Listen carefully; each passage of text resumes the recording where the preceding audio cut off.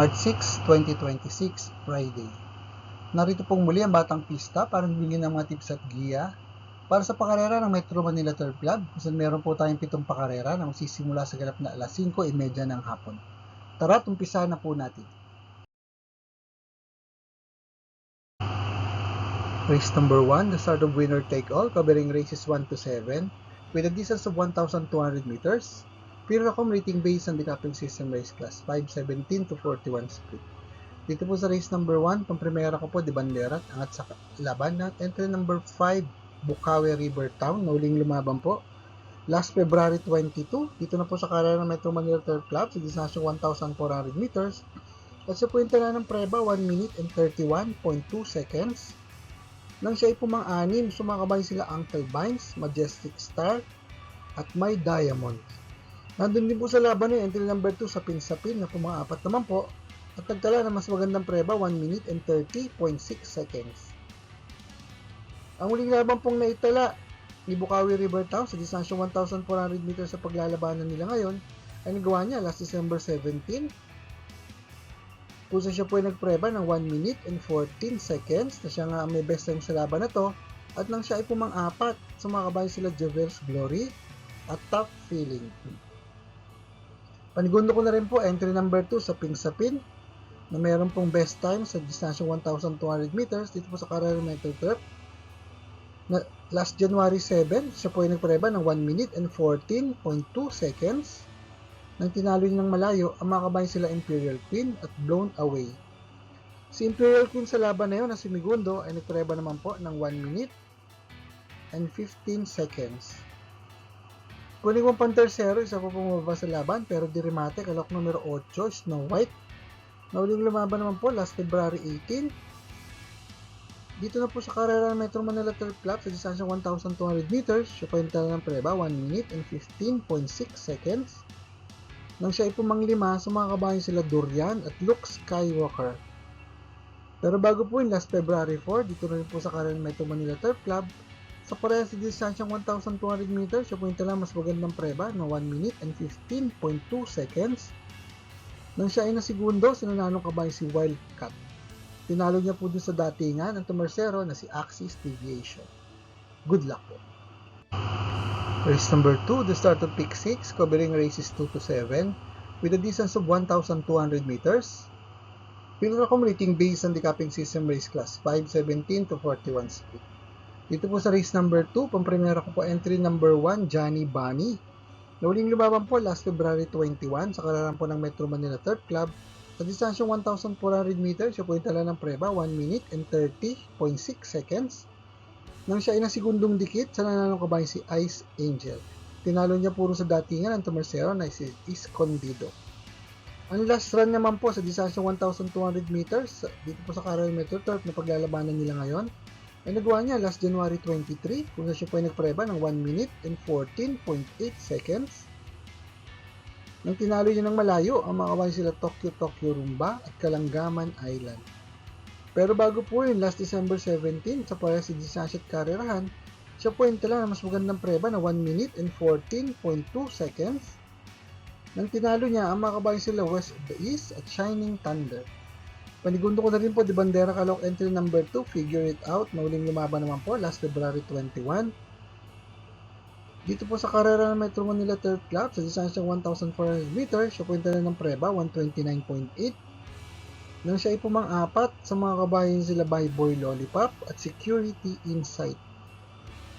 Ang huling laban niya pong naitala sa distansya 1,200 meters dito po sa Carrera Metro Turf ay nagawa niya last January 7, kung sa siya po nagpreba ng 1 minute and 16.2 seconds. Nang siya ay nalimado, ngunit pumangwalo lamang, sa mga kabayan sila Crown Prince at Ichi Ran Ran. Good luck po. Race number 3, the start of Peak 5, covering races 3 to 7 with a distance of 1,200 meters. Piracom rating based on the decapping system race class 4:42 to 56 feet. Dito po sa race number 3, pang-primera ko po entry number 1, Harana. Nauling lumaban po last February 21. Dito po sa Carrera Metro Manila Turf Club sa distansya 1,400 meters, siya po yung tala ng preba, 129.6. Nang siya ay pumang-apat, sa mga kabayan sila Katanya at Just a Touch. Si Just a Touch po sa laban na yun na si Segundo ay nagpreba naman po ng 128.6. Pero bago po yun, si Harana po ay nagtala ng upset nang tinalo niya ang kabayong si High Octane last December 21 sa distansyang 1,400 meters dito po sa karera ng Metro Turf. At siya po ay nagtala ng preba 1 minute and 28 seconds nang tinalo niya na nga po ang kabayong si High Octane at Majestic Star. Wala pa po siyang tinakbo sa distansyang 1,200 meters dito po sa karera ng Metro Turf. Pero meron po siyang best time sa distansyang 1,400 meters na 127.4 na nagawa niya last October 28 nang siya ay nasigundong dikit sa nanalo kabayong si Buhayang Bato. Tinalo niya po dun sa datingan si Don Pedro. Kuning mong panigundo, entry number 2, Tough Feeling na uling lumaban naman po last February 22 sa distansyang 1,400 meters dito po sa karera Metro Turf. Sa pointala ng preba 1 minute and 30.6 seconds nang siya ay pumangwalo sa mga kabayong sila High Maintenance at Controller. Ang pinakamagandang preba naman niya pong naitala sa distansyang 1,200 meters sa paglalabanan nila ngayon ay nagawa niya last December 17 kung siya po ay nagtiyempo na magandang prebang 1 minute and 13 seconds nang siya ay nasigundo sa nanalo kabayong si Jebel's Glory. Ang huling panalo niya naman pong naitala ay nagawa niya last January 10 dito po sa karera Metro Turf sa distansyang 1,400 meters at siya po itala ng preba 127 sarado nang tinalo niya ang mga kabayong sila Gintong Hari at ang mga kalaban niya ngayon mo si Just a Touch na tumersero at nagpreba naman po ng 127.4. Pantersero ko na rin po yan, entry number 4, Just a Touch. Good luck po. Shout out Batang Isa! Race number 4, the start of peak 4, covering races 4 to 7 with a distance of 1,200 meters. Pillar rating based handicaping system race class 4, 42 to 56 feet. Dito po sa race number 4, pang-primera ko po, outstanding favorite dito. Entry number 3, King Cup. Si King's Cup po ay huling lumaban last February 1. Sa karera po ng Philippine Jockey Club sa isa pong stakes race sa distansyang 1,650 meters, siya po ay nagpreba ng 1 minute and 43.6 seconds. Nang siya ay pumang-apat, sumakabay sila Midnight Bell at Open Billing. Pero bago po yun, last January 16, sa maiksing distansyang 1,200 meters sa karera po ng Philippine Jockey Club, siya po yung tala ng preba 1 minute and 12.2 seconds. Nang tinalo yun ng malayo, ang mga kabayan sila The Best of My Love at Obladi Oblada. Wala po siya takbo sa distansyang 1,200 meters dito po sa karera Metro Turf. Pero ang best time niya po sa maiksing distansyang 1,200 meters ang nagawa niya sa Philippine Jockey Club last December 27 kung saan siya po intala ng magandang prebang 1 minute and 10.8 seconds nung siya ay nasigundo sa nananong kabayan si Iron Edge. Tinalo niya po rin sa datingan ang tumersero na si Jack 14. Panigundo ko po na ang pwede magbigay ng upset, entry number 5, Stefani na huling lumaban po last February 18.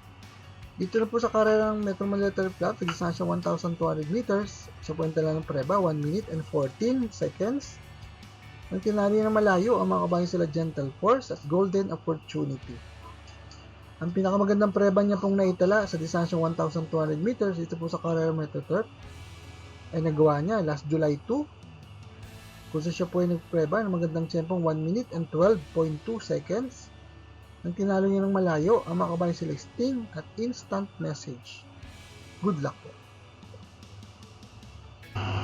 Race number 5, the last DD plus 1 event with a distance of 1,200 meters. Pillar rating based handicaping system race class 5:17 to 41 speed. Dito po sa race number 5, ang primera ko po, Diadong Kalok, entry number 3, Shakti. Na huling lumaban po last February 20 sa distansyang 1,200 meters. Siya po intala ng preba 1 minute and 17.6 seconds. Nung siya ay nasigundo llamado, ngunit po mga 3 lamang sa magaling na kabayan si California King at ang mga kalaban niya rin ngayon na si Heritage. Pero bago po yun, si Shakti po ay yung nagtala rin sa distansyang 1,200 meters sa karera Metro Turf. Plus December 19, siya po ay nagpreba ng 1 minute and 16 seconds. Nang siya ay pumanglima sa mga kabayan sila Top of the Mark at Chef Cut. Panigundo ko po entry number 5, Great Angie, na uling lumaban po last February 7.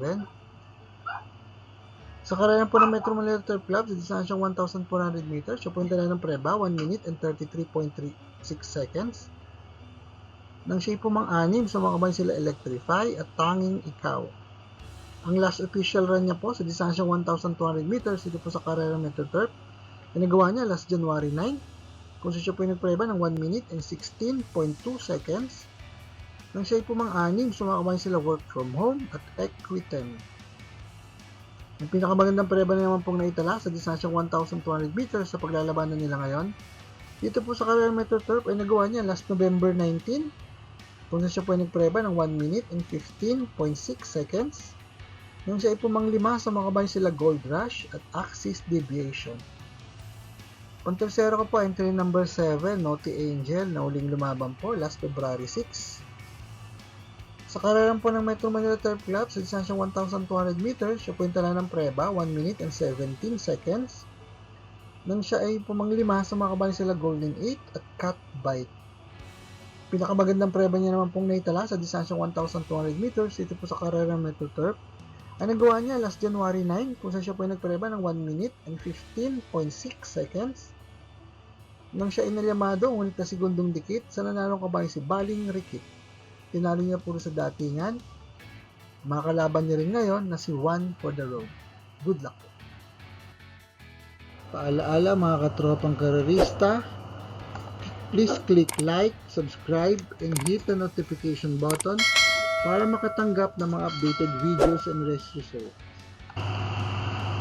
Race number 6, the penultimate race with a distance of 1,200 meters. Field accommodating based on the capping system race class 442 to 56 feet. Dito po sa race number 6, solo ko na po entry number 7, Every Sweat Counts.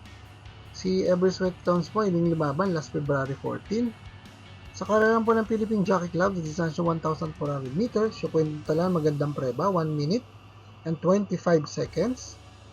Nang siya ay nasigundo, sa nananong kabayo si Every 4 years. Wala pa po siyang takbo sa distansya 1,200 meters, dito po sa karerang Philippine Jockey Club. Pero sa distansyang 1,200 meters, siya po ay may preba sa Philippine Jockey Club.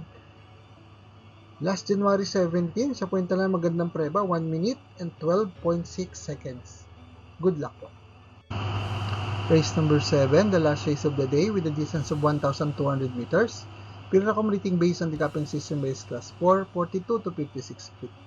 Dito po sa race number 7, pampremero ko po Diadong Calooc, entry number 6, Wildcat. Nauling lumaban po last February 27 sa karerang po ng Philippine Jockey Club. Sa distansyong 1,200 meters, siya po yung tala ng preba, 1 minute and 14.2 seconds. Nang siya ay po mang-apat, sa mga kabayo sila Animo Lasal at Red Soul.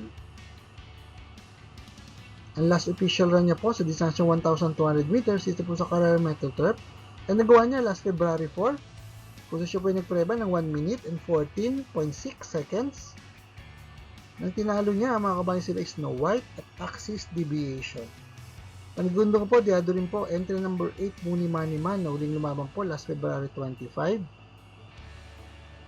Sa distansyang 1,200 meters, sa karera po ng Philippine Jockey Club, siya po yung tala ng preba, 1 minute and 14.8 seconds. Nang siya ay nasigundo, sa nanalong kabayo si Magnum Force. Pero bago po yun, sa para sa distansya at karerahan, last February 5, siya po yung tala ng preba na 1 minute and 14.6 seconds. Nang siya ay nasigundo naman, sa nanalong kabayo si Antonio de la Mugis.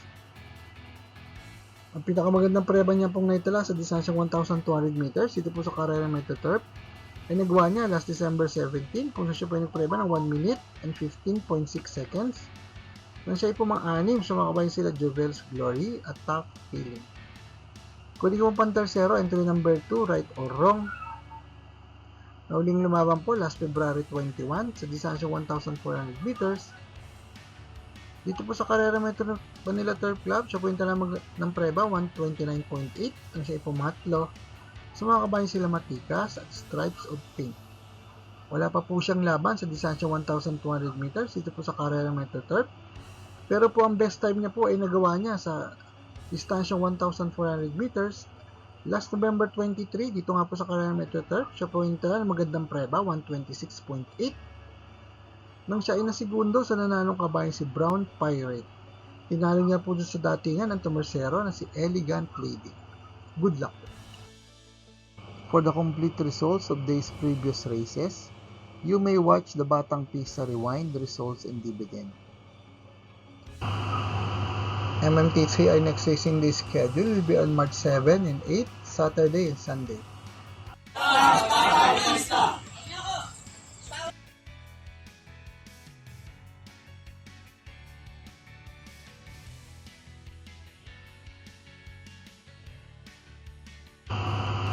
Shoutout po natin ang ating mga kapista na si Ma'am Lani Navarro, Sir Mac Esco, Sir JB Palaya, Sir Bobby Salsos, Sir Oscar De Leon, at Sir Ed Moon.